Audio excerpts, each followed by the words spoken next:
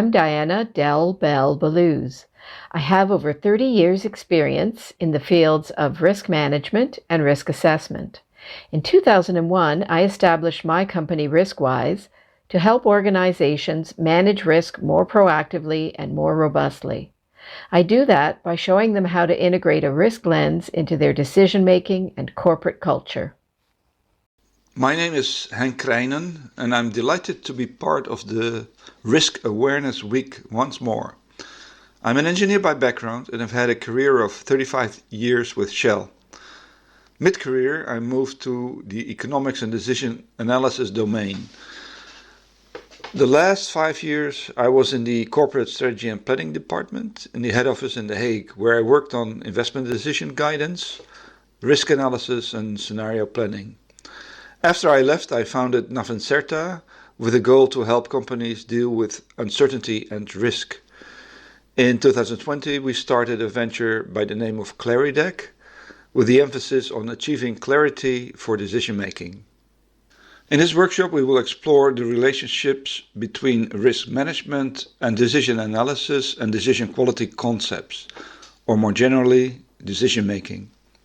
We have experienced that risk managers and decision analysts form separate communities with each their own objectives, roles, language and methodologies. Yet there are quite some overlaps between the fields and we feel they could benefit from integration or at least some cross-fertilization. So in this presentation we will look at 3 junction points: risk identification and its counterpart decision framing. Secondly, risk quantification. And thirdly, the similarities between risk appetite and the decision quality element of values and trade-offs. For each section in the workshop, we have a short video to introduce the topic. Thanks for visiting me in this city of the famous painter Vermeer. So it's a good opportunity to have a chat about a few things. Maybe you can tell me a little bit about your professional experience. So I've been in the field of risk management for the last 30 years, and the last 20 years or so I've really focused on enterprise risk management, which is about helping organizations to get better at taking strategic risks.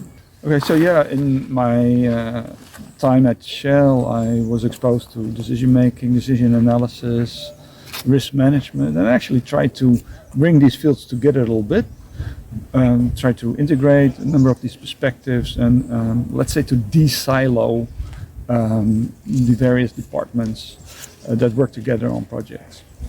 I too have noticed that risk managers tend to focus a little too narrowly. In fact, they try so hard to avoid risks that they fall into what I call the risk paralysis trap. And in being so cautious about risk, they cut themselves off from really great opportunities. Okay, let's go for a walk. Let's look first how organizations typically make decisions. Of course, this is a bit of a simplified description and in reality things may be a bit more sophisticated. Nevertheless, what we often see is that first a problem or opportunity is identified, then some solution to respond to the problem or opportunity will be generated. An evaluation is done to put together the business case with perhaps some information gathering, data analysis and modeling. The business case is presented to the decision makers who will need to approve it, and then the decision will be implemented. Again, this may not be the case in every organization.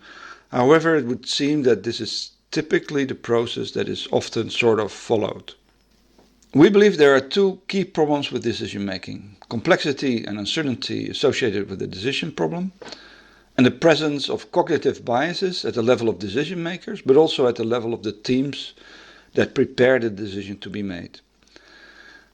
We do not have time or the intention to explore these matters in great detail here, but in short, cognitive biases are preconceived notions in the minds of decision makers and support staff, influencing both the analysis being done and the solutions chosen.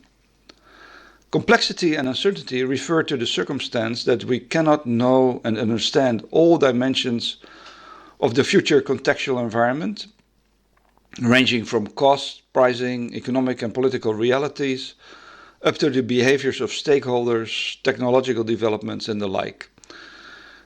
And of course, as many of these topics have uncertainty, this implies there are always risks, small and big. In recognition of these key problems with decision making, we suggest that by adding some elements to the decision making process, these problems can be addressed, be it never fully resolved or eliminated. Therefore, decision making will always remain an art. Our approach has similarities with the well-known decision quality concept. The difference is that we make a distinction between the steps to go through, on the one hand, and the things to consider in the decision process, on the other hand. Let's take a look at the steps to go through. First, you have to define this decision problem, and you also have to set the course of how you want to go about solving the problem or pursue the opportunity. This includes thinking about the timing. When do you need to take the decision? Do you have time for an orderly process, or do you need to act quickly? What is really the problem to be solved or the opportunity to be pursued? The decision process itself has 3 steps. The first one is framing. This is often not done. It's about identifying and reflecting on all the issues that may come into play.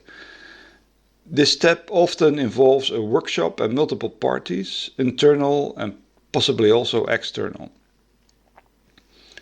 Evaluation involves gathering information and data, modeling, analyzing, and whatever is needed to come to an assessment. Multiple options must be evaluated, and not only the obvious and single and perhaps initially preferred one. The decide step will involve choosing one from the options reviewed and making deliberate trade-offs between values, benefits, costs, and risks. Then, of course, the decision needs to be implemented. An often forgotten step is to, after a while, perform a look back and learn, both about the process itself, but also about all the assumptions and considerations at the time of the decision. There's a lot more to say, but let's leave it at this. So these were the process steps. It is also required to have a clear overview of all the things that can play a role in the decision process. We cannot discuss every item, but I will mention a few. The decision hierarchy allows a distinction between decisions that have already been taken, the decisions that can be deferred to the future, and the decisions that are in focus now and that are all related to the opportunity to be pursued. Explicitly establishing the values in the context of the decision is also required.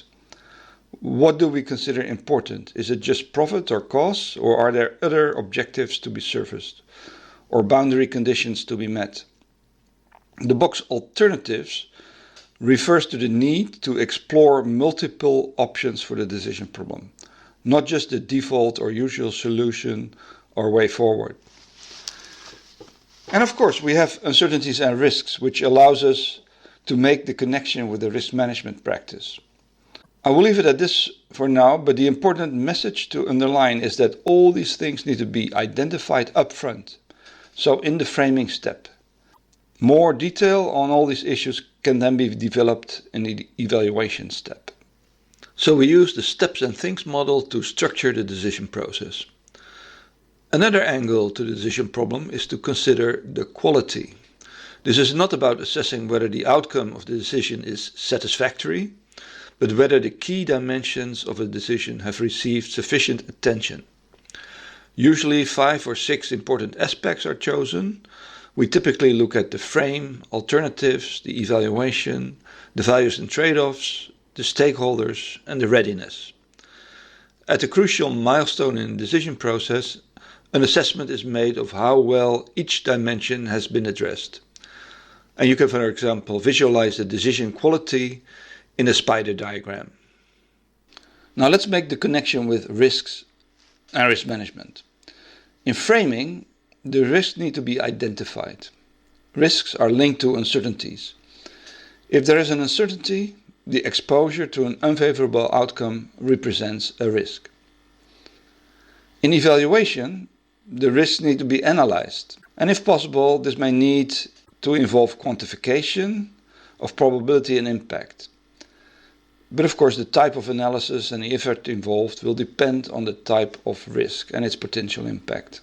Lastly, in decide, the risk or multiple risks will need to be weighed against the benefits or values. And this is the job of the decision maker.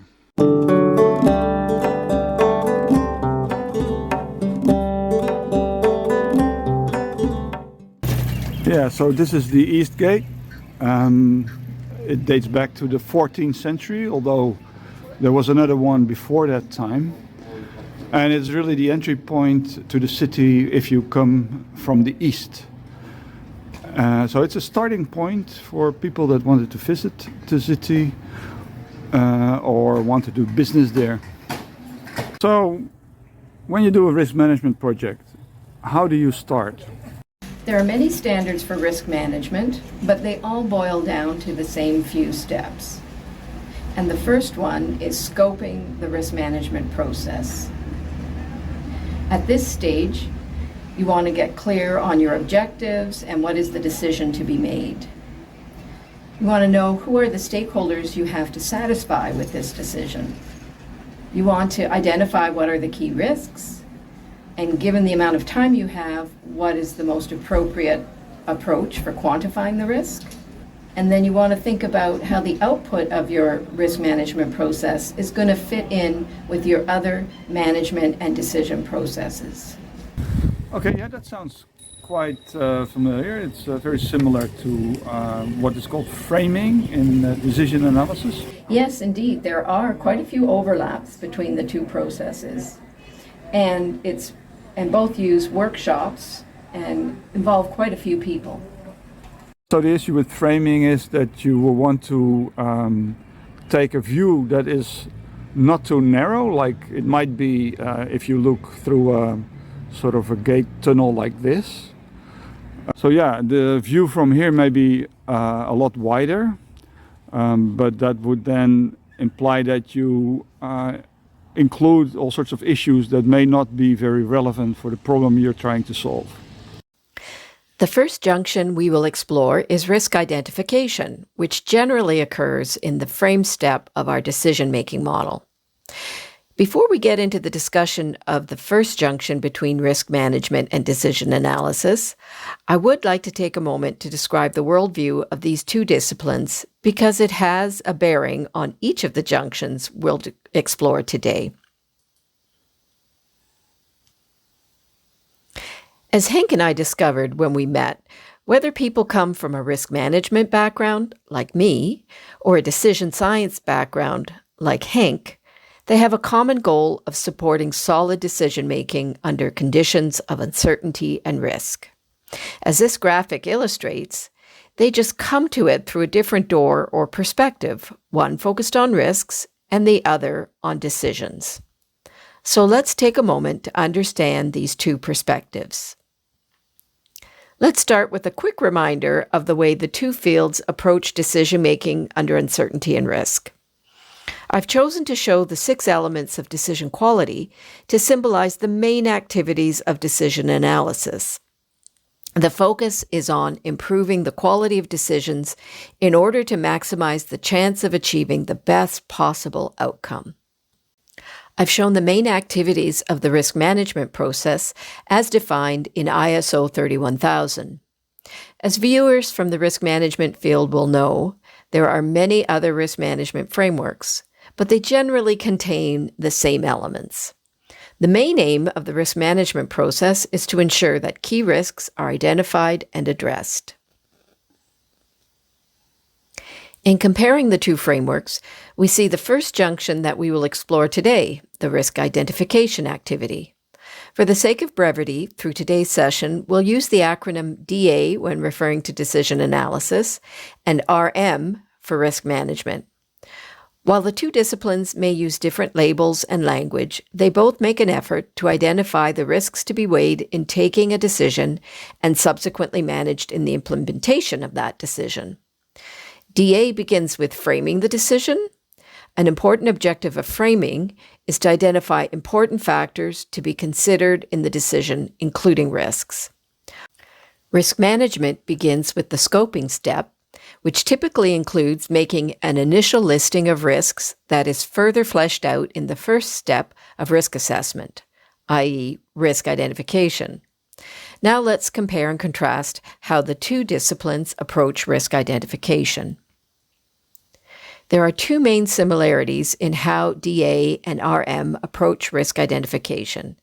First, both disciplines typically convene a workshop to bring together people who collectively have relevant knowledge on all the issues at hand. This ensures that important perspectives are considered. The aim of the workshop is to understand the internal and external factors that define the decision context. Among other things, this typically includes identifying the risks involved and articulating decision criteria. A second similarity is that the intelligence gathered at the workshop is used to customize the rest of the process. The workshop is seen as a way to quickly get an overview of all the issues, which helps inform how to best allocate resources and efforts across the remaining steps in the process. The most important difference in how the two disciplines approach risk identification stems from their divergent purposes. For risk management, the aim of scoping and risk identification is to enable effective risk assessment and appropriate risk treatment in order to maximize value protection. For DA, the aim of framing is to produce a decision frame that will focus the rest of the decision process to maximize value creation. Both value protection and value creation are essential. Ignoring either can lead to poor outcomes, and we'll go into more depth on this at Junction 3. For now, let's look at how these two perspectives can be better integrated at Junction 1, risk identification. So what are the opportunities for integration at Junction 1? We recommend two strategies to leverage the risk identification efforts by DA and RM. First, import risks identified by risk management processes to jumpstart and enhance identification of risks during framing. For example, this could be as simple as sharing the organization's risk taxonomy or relevant risk registers. A second strategy is to export relevant risks identified in the DA framing process to the appropriate risk management process in order to enhance post-decision implementation. This could include enterprise risk management, operational risk management, or project risk management processes. Now let's move on to Junction 2. So, in your experience, how should risk be incorporated in decision making? Well, it depends on the risk. Sometimes a quick qualitative ranking of impact and likelihood is enough information to decide. Other times, if it's a big risk or there's a lot of uncertainty, it makes sense to invest a little bit of effort into quantification. Now, some people get scared off by the idea of quantification. They think it involves heavy math and modeling, but it doesn't have to be complicated. For example, what's the height of that church tower? How would you quantify that? Well, I could survey it, I could use triangulation, or I could look it up. But you can also estimate it. Will it be higher than 50 meters, do you think? Yes, I suppose so. And less than, say, 100 meters? Yeah, no, it would not be more than 100 meters, I think. So we already have a range between 50 and 100 meters. We could try to narrow down that range, but that's not the point. The point is to aim for a range rather than having a single precise number. So look at the tower again. See how it leans over? What do you think the probability is that it will fall down in the next 10 years? It's been like that for more than 600 years. I'd say the probability is 0.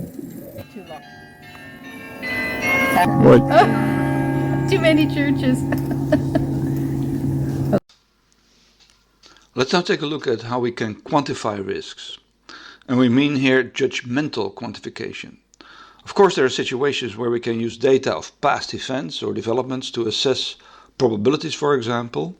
And if numeric data is available, then clearly you will want to make use of that. However, as risks are nearly always associated with events or developments in the future, the assessment inevitably has a judgmental component, whether we can use actual data to underpin such assessments or not. In many cases, but not always, a risk can be articulated as a potential event or development with a probability and impact. Of course, we need to be very clear about the probability of what and the impact on what. Sometimes there are other ways of describing the risk that may be more suitable, but probability and impact is common. So it can be very useful to assess quantitatively the probability or chance that something might happen, and if it happens, what the impact will be on some key objective. So what we do not mean with risk quantification is deploying the risk matrix. This is used to categorize risks along a probability and impact axis. This is not a quantification in the sense that we refer to in this presentation. On the other hand, the risk matrix is sometimes ridiculed. We believe, however, that if it's not abused and used in a sensible manner, it can serve a purpose as a first pass and broad brush assessment of the nature and severity of risks. For example, it can be used to select the risks that you really want to quantify and scrutinize in more detail.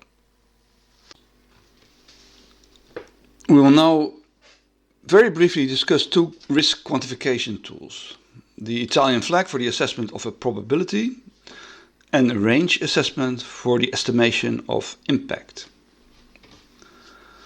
The Italian flag is a method to judgmentally assess the probability of a future event or a certain state. I know it from the oil and gas industry, where it was used to assess the probability that an exploration well would be successful or not. So, for example, the chance of finding oil. Essentially, the procedure is to collate available evidence with regard to a certain hypothesis and distinguish this evidence in elements that support this hypothesis, green, elements that disprove the hypothesis, red, and neutral elements, or things that are not yet clear, white. Based on the collated evidence and a group discussion, a likelihood statement is chosen, and this is subsequently converted to a numeric probability. So the steps to go through are as follows. Articulate the question with two possible outcomes. Articulating the question is not as simple as it sounds, and this is a very important step because it makes very clear what really the risk is that you are trying to quantify. Then collate the evidence, facts, observations, views, logical reasoning. And then green elements support the hypothesis, red elements conflict with the hypothesis, and white elements are inconclusive or not yet known. And that can, for example, mean that there is still work to do. But then debate the evidence, ideally within a diverse team. And then lastly, you agree on the likelihood statement and convert that to a probability. Here we see an example of some language that represents some pieces of evidence around a hypothetical issue. We do not have the time to review an example in more detail here, but it gives an impression of what is meant by pieces of evidence. Let's now indicate what we mean by the likelihood statement. It implies that we choose a word that best describes our assessment of the likelihood that the hypothesis is true. Essentially, it's an 8-point scale. Excluded, extremely unlikely, very unlikely, unlikely, likely, very likely, extremely likely, and certain. After the group agrees on a statement, this is converted to a probability as shown in the table. And there's quite a bit of science behind this, and we cannot cover that here. But the Italian flag is a practical and very useful tool. The probabilities can be used in decision analysis calculations and help to get an idea of how severe the risk is. And of course, you will want to keep a record of the assessments and compare these to the real outcomes of the events that you're trying to assess. And in the oil and gas industry, I've seen very good results in this respect. Another tool that I will briefly discuss is the range assessment. This involves estimating some numeric variable by judgment. Examples are cost estimate, the time period, how long something will take, or the amount of something. The crux is that we do not call one number, but we try to indicate a range that can be a simple high, medium, low, or just a high and low. And there are structured approaches to do this properly. You have to be careful to try to mitigate inherent biases. You can do this in a group by interviewing a subject matter expert, and this is maybe the most common way, or even just individually by oneself. And this concept can be linked to probabilistic approaches, probability distributions, but this is not always necessary, and let's not go there now. And of course, this judgmental range estimation can be informed by quantitative analysis using historic data or analogs. We have briefly discussed some approaches that can assist with quantification of risks. Let's summarize the benefits. The quantification will help with prioritization of mitigation efforts. If you know the relative severity of risks and their impact on key objectives, then clearly you will be able to prioritize which risks to focus on for mitigation. Quantified risk can be incorporated in models where relevant, for example in decision analysis or decision trees, things like that. But above all, in this way, risks are much better understood. And this is my experience when I applied these methods in companies where I worked. Participants in quantification workshops get a lot out of them. They may leave the workshop with a much better understanding of the risks that they may have been talking about for months, for example. So why would we allow such judgmental methods? Well, sometimes it's all we have. There may be no data. But sometimes it's just quicker and less effort to pick the brain of some people, and that can be good enough for the purpose at hand. Strategies for integration of risk management and decision analysis. So we believe you can certainly use the risk matrix as a visual and a first pass assessment to select the risks for which quantification is viable and useful. Remember, it's not always meaningful to quantify risks. It may also not be possible. A quantification needs to be credible. And we do not want to produce numbers just for the sake of it. But once done, you can use the quantification results to better prioritize mitigation, understand risks much better, and incorporate them in decision analysis models.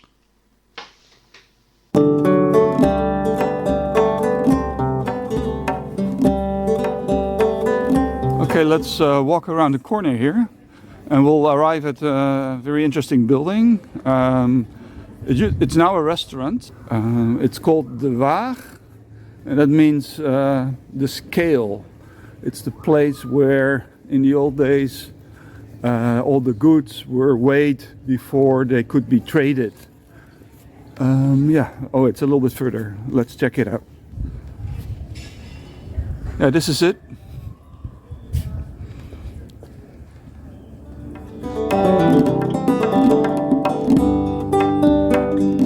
So when you talk about this mobilize for growth concepts, I mean, the ability of an organization to take risks to move forward, how do you see that through a risk lens? A really fundamental concept is risk appetite.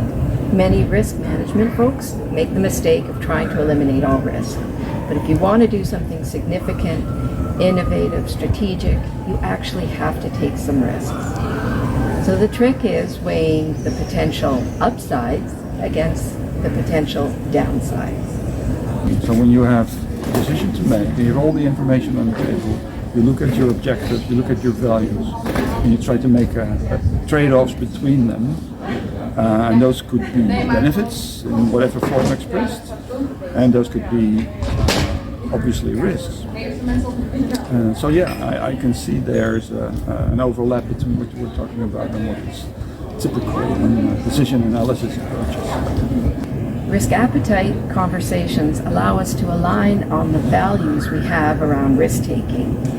And what's really important is they make explicit those implicit trade-offs that we make in decision-making. So when we make a decision, we're making it with our eyes open and transparently.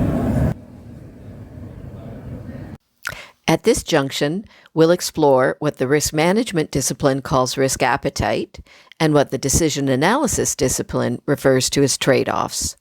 These are both essential concepts for the decide step of the three-step decision process. Risk appetite is a much discussed topic in risk management circles. Yet there's a good deal of controversy and confusion about it.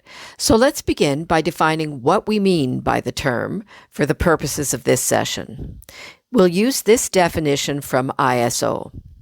Risk appetite is the amount and type of risk that an organization is prepared to pursue, retain, or take in pursuit of its business objectives. I like this definition because it's about deliberately taking risk in order to create value.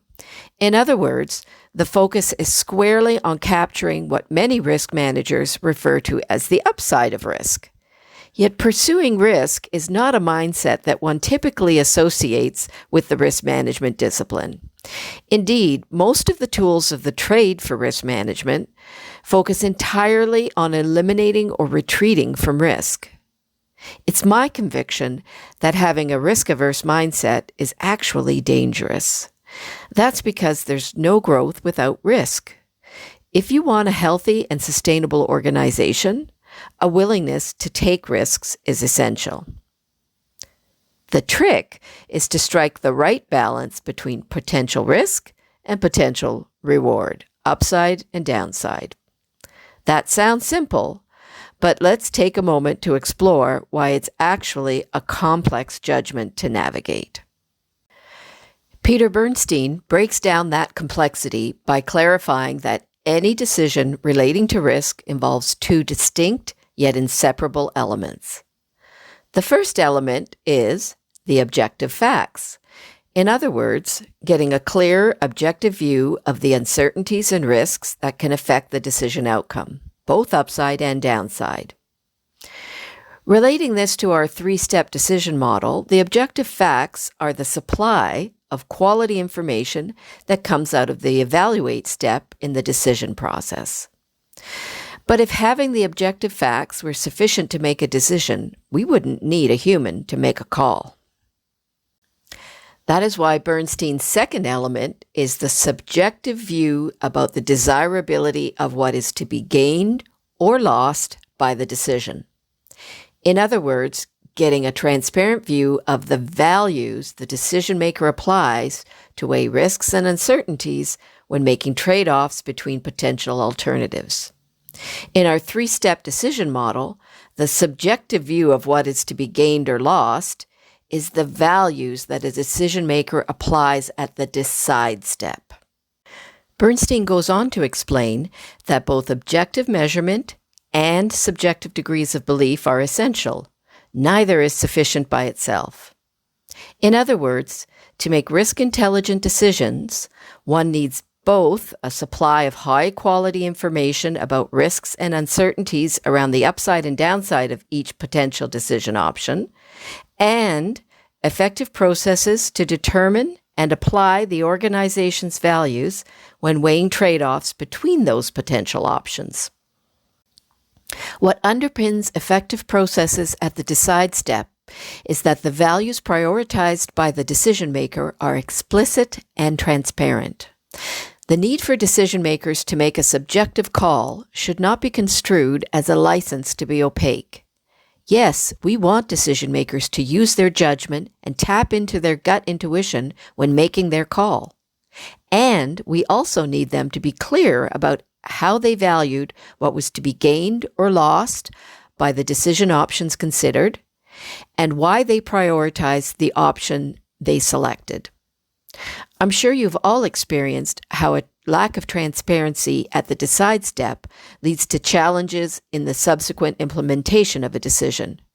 For example, if we don't know what values the decision maker prioritized and why, it's difficult, if not impossible, to explain the rationale for the decision, and that makes it tough to engage support and buy-in at the implementation phase. So now, let's look at how DA and risk management have approached getting transparency on the values applied in the decide step. DA uses a hierarchy of objectives approach to map and organize the multiple objectives or values associated with a decision. As you can see from this illustrative example, the mapping helps to clarify the potential trade-offs between objectives. While this makes the trade-offs transparent, it doesn't provide information on the values that dictate the prioritization of those objectives. In the risk management field, the risk appetite articulation approach has emerged to surface the values used to weigh risks, as well as to understand how they are to be prioritized in decisions. This is done by using polling and discussion to surface the organization's appetite for risk-taking around certain objectives. When I'm facilitating a risk appetite articulation exercise, I usually ask the organization's leaders to rate their stance towards decision options on a scale where 0 equals risk-averse and 5 equals risk-seeking. To surface the values they applied, I also asked those leaders to tell me why they rated each decision option the way they did. Then we look at the results and have a discussion to align on what should be the organization's values around risk-taking. For example, in the illustrative spider diagram shown here, there is little appetite for risk to the safety objective, but there is substantial openness to risk to the shareholder return objective. This implies a willingness to accept a trade-off resulting in less shareholder return and more safety when it comes to decisions about risk management. So what are the opportunities for integration at the risk appetite and trade-offs junction? We recommend 3 integration strategies. First, recognize that it's still early days for both disciplines at this junction. We think the 2 disciplines can learn from each other and collaborate to promote transparency on values. So let's keep the conversation going and share what we've learned to date. The second strategy is to acknowledge that discussing and clarifying objectives and how to prioritize the values they represent is the path to transparent and deliberate trade-offs in decision-making. It's the only way to get clarity on the sacred value judgment that we expect from a decision maker when they render what Bernstein describes as their subjective view about the desirability of what is to be gained or lost by the decision. The final strategy we suggest today is to find ways to bring more balanced attention to both value creation and value protection in decisions. As risk professionals, we need to be aware of some cognitive biases, such as status quo bias, that draw us humans into a value protection mindset. To counter the natural inclination to risk aversion, we need to cultivate the habit of considering the upside, not just what could go wrong. We would also appreciate hearing from you how your organization balances the drive for both value creation and value protection.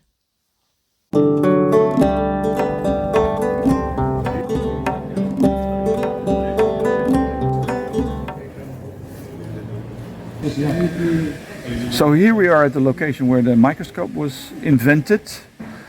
So actually it was the start of the science of microbiology.